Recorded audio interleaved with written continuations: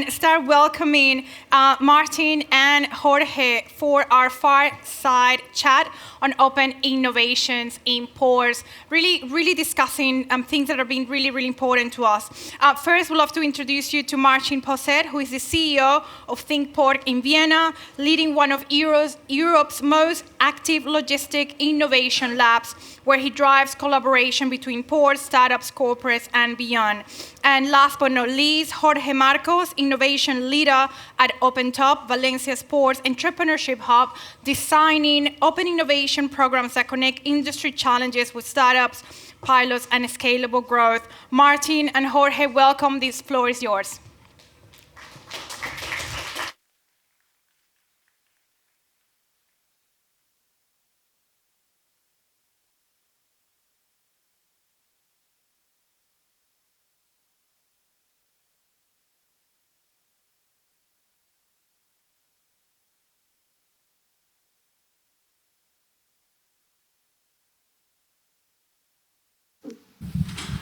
Hi all, it's a pleasure to be here with you, sharing this day, whole day of innovation in the port sector. And here we have prepared a conversation between two different ports, one inland port, Vienna, two port innovation hubs from two different kind of ports, one an inland port, the port of Vienna, and a seaport, the port of Valencia. And well, first of all, I want to welcome thinkport Vienna to PIN again. For us, being Port Innovators Network founders, it's very nice to have you on board. Thank you for joining. I would like to start the conversation asking you about thinkport Vienna and what's your approach to open innovation. So, hello also from my side. Thanks for having us with you and also allowing us being part of PIN. We are an inland port, so thinkport Vienna is located at the Port of Vienna. The Port of Vienna is the third largest inland port in Europe. To give you some numbers, we have 3 million tons a year and 500,000 TEU. And thinkport Vienna cooperates with the Port of Vienna since 7 years. And we are not part of the organization, so we are a known legal entity. And everything started with a project, so half of our staff comes from the university and half of the staff comes from the port, so we combined practice and research. But the interesting thing was that the researchers worked for and still work for thinkport are not allowed to do research, but they have to implement. And that's really a challenge for researchers, because 15 years I used to tell the people how it would be if we would have done something. And then they said to me, okay, now implement all the things you told us the last 15 years, and it's much harder to implement these things. And we have a very broad focus as we are an inland port, because we are strongly related to the city of Vienna, because the port is owned by the city of Vienna. And so it's not only port logistics, but it's also urban logistics we focus on. And this is why we have a broader approach to innovation in such an area. Okay, very interesting. We are on our side at Opentop, as Ale was mentioning, we are the Open Innovation Hub of Valencia Port. That means that we're an initiative of Fundación Valencia Port that comes with the support of the Port Authority of Valencia. And we work to drive innovation, open innovation in the three ports managed by the Port Authority, which are Valencia, Sagunto, and Gandia. And we basically connect. We are working on connections from startups, their innovation, with the port cluster and the companies that work at the port. And to do so, to make those connections, we have initiatives like this one, like the Port Entrepreneurship International Congress. And well, we make these connections to bring the innovation from startups to the port, to bring their technology. So we're getting knowledge and interesting technologies that can be applicable to the port to solve the challenges of the port. Technologies like artificial intelligence is an absolute trend in all the sectors, and of course it's a trend in the port sector. Also the application of Internet of Things especially to collect data that we can manage in digital twins and process with artificial intelligence as well. And also the clean energy generation technologies are very, very important for us. What are the main technology trends that you are applying in Vienna? Inland ports and open sea ports are somehow comparable. It's only a question of scale and perspective we are facing, but we have the same topics. It's the energy topic that has a strong focus. It's the digitalization and the digitization. Artificial intelligence, yes, where does it start and where does it end? We come from intermodal transport, and so we always start with the physical processes because it's always a problem to digitalize processes without having control over your physical processes. And so, for example, the OCR gate, the data management, to read the wagon numbers, to read the container numbers, and now the question is how we integrate it with the shipping companies. They have their empty depots with us to find or to see where in the process their containers are is the one thing. Another thing is where we have some AI integration with the university. We do damage detection on semi-trailers, swap bodies, and containers. That's the main difference. We have 3 different types of loading units, and 2 of them, in the future, only 1 of them will not be stackable because the semi-trailers, you can't stack them. Swap bodies, they will be stackable up to 3. But it brings complexity into it, and it's not just an ISO container. We have curtain siders and so on. And there we have some projects to learn, is it really a damage or is it not a damage? And another thing concerning energy, of course it's in a European connection. We are on the Danube River, so it connects the Atlantic Ocean to the Black Sea. And it has to be somehow a holistic approach to see, okay, is it the energy of the future? Will it be the fuel for our vessels? Will we be just the transshipment nodes, or will they bring ammonia and so on just to us? And we need the cracking infrastructure and so on. So it's more complex to define the role in the system. But what we do since the beginning of this year is the electrification of trucks. And then the question is always, who's the one providing the infrastructure for charging these trucks? And it's the hen and egg discussion we have since years. Do we need the infrastructure for charging to get the trucks on the road and the other way around? And so we invited all the customers of the port, located directly at the port, and developed use cases to say, okay, we have a highly utilized minimum cost infrastructure for charging these trucks. These are the topics we are dealing with at the moment, and of course we are a feeder of the city because 1/3 of the volume of cargo that goes to the city of Vienna goes over the port of Vienna, and so we always have this discussion. It's not only intermodal, but it's also this city logistics dimension we focus on. Regarding this power feeding to the trucks, I heard about a company that is making some infrastructure to something that does not have nothing to do with Elon Musk. Don't you hear this morning? Maybe we can talk to them. Okay, we have talked about technology. Now I would like to talk about open innovation. And I would like to ask you, what's success for you? What's the criteria for success in open innovation for you? In our case, we have the freedom of decision or we are the ones to decide on what we do or what we think that we support. And it's not always the return on investment, but we have different KPIs we follow, and so it's the collaboration, it's the learning, the scalability, and the sustainability. This means how many partnerships came out of it, or how many pilotings did we reach?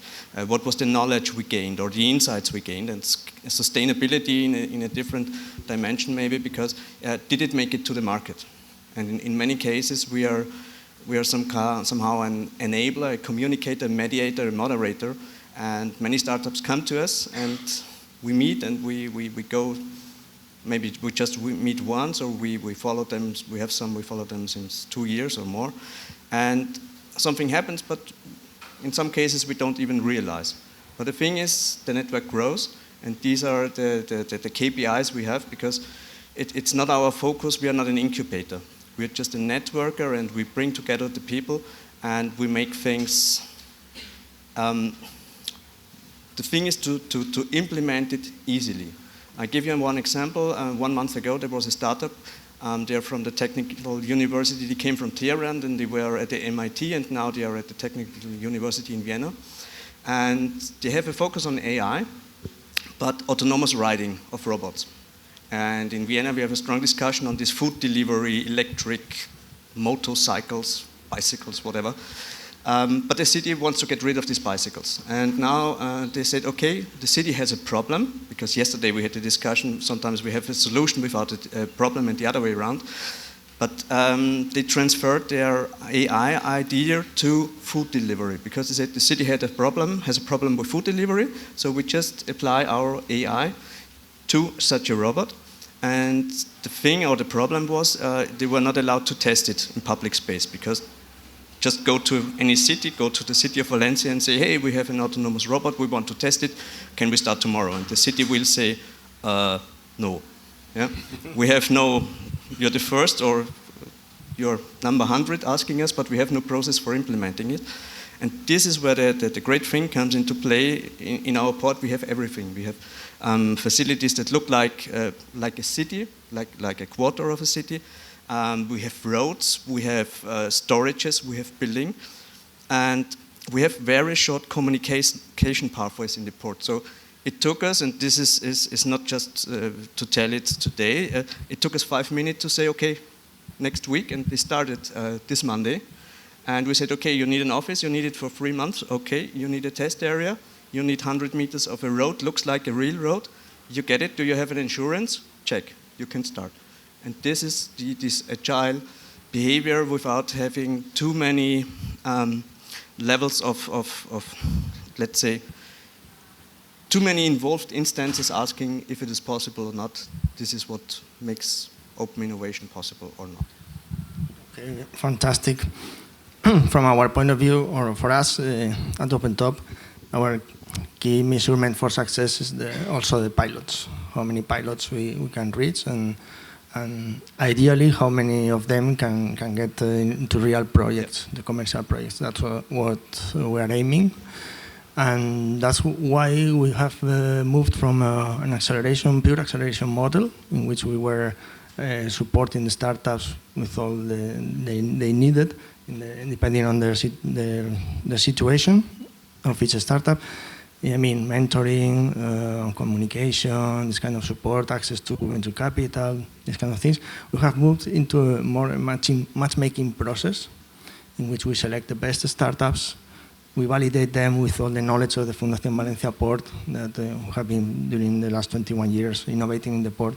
Then we put that knowledge into value to validate the startups, and then we reach an agreement with them, and then from that point in time on, we support them in their business development in the sector. So we try to find the right matches, with our knowledge of the sector and the different needs, the different challenges that the company of the sector are facing. And this is one of our key learnings, that we learned that the companies, the port wanted innovation, wanted solutions for the challenges, and the companies, the startups that were approaching us, what they wanted were customers or potential customers to validate their solutions. Then we get rid of the program itself and focusing just on the matchmaking, which is what I think is the most valuable thing for both parties. So I would like to ask you about what are the key learnings that you have got during these 7 years at thinkport. In the context of open innovation, I would say structure is important for innovation, because you need clear, defined, transparent processes and moderation between the stakeholders. You need, in our case at least, the experience showed we have a deep understanding of the logistics. So we do not come from the side of the methods doing innovation, but we come from the logistics side. So we can really support them with content, and we have the network in the city, we know the administration, and we also know this on a national level. So, and we know the logistics guys, so we know what are they looking for, what are the problems. So it's really important to know, or to have a plannable structure. Another thing is that the definition has to be clear. So a clear problem statement and collaboration flows naturally, because if it is unclear, you need a lot of moderation, or you get the thing out you don't want to have. And another thing is prototyping early, because tangible results are very important to adapt or to change in an early phase. And of course, freedom is a question of leadership, I would say, because you need trust, you need openness, and this is somehow the mindship of the port authority or of the management of the port, to give this kind of freedom and openness to the open innovation people. And this is why freedom needs leadership, because otherwise it wouldn't be possible to test out things where you say, okay, maybe we'll see a result in 5 or in 10 years. Or what we always say is we love to fail, and we do not talk about challenges, we talk about problems, being honest. And the thing is, whenever we fail, we learn 10 to 50 bullet points we never do again. And my personal approach is, I want to reach 80%. If I make my solution 80%, the 20% will come itself because it made 80%. If you try to make it or to prepare it in 95, 99%, you won't fail in more than 90% because you can't reach at the beginning. So 80% is my rule for, if you can make it. Pareto law. Yeah. I think we are running out of time, but I would like to make you one last question. Is, what advice would you give to ports or port innovation hubs about open innovation? Get out of the silo, test with others. This is what PIN does. Connect innovators, connect ideas, exchange methods, processes, knowledge. As I said, yeah, we are the old ones in here, but we have experience, and so we know maybe something we heard 10 years ago, 20 years ago, and now someone comes up and say, hey, I have something new, and we say, oh, I already heard it. But give this experience to the innovators to say, hey, just take a look at it. We already had it and what we learned out, and this is why I said failing is so good, because don't do the same failures again. And this is the one thing. The other thing is, the port is a city in itself. So use this power, because you can implement without asking your chancellor, your king, or your mayor. Just do it. And this is the cool thing we have at the Port of Vienna. I just talk to the head of facilities and say, I have something new, and he says, will you harm someone or will you burn a building? And I say, no, and he says, go for it. Yeah. But you need this kind of trust and process in your port and in your management, that they say, okay, just do it. The only crucial thing is they always ask, will it take money? And as long as we're saying it is will for free, then they say, okay, just go for it. And another thing is, don't measure it just in efficiency, but measure it in sustainability and collaboration and learning and networking. And sometimes I say we are some kind of an asset of the city of Vienna. You can use this. We are some kind of a resource you can use. Because there is no need in earning money, but you can earn or gain so much insight and knowledge with us. And this is one of the things, and I would say what we always say in our team is, don't not just do something, because get used to the future, you will spend the rest of your life in it. Fantastic. Just get it done. Thank you. Thank you.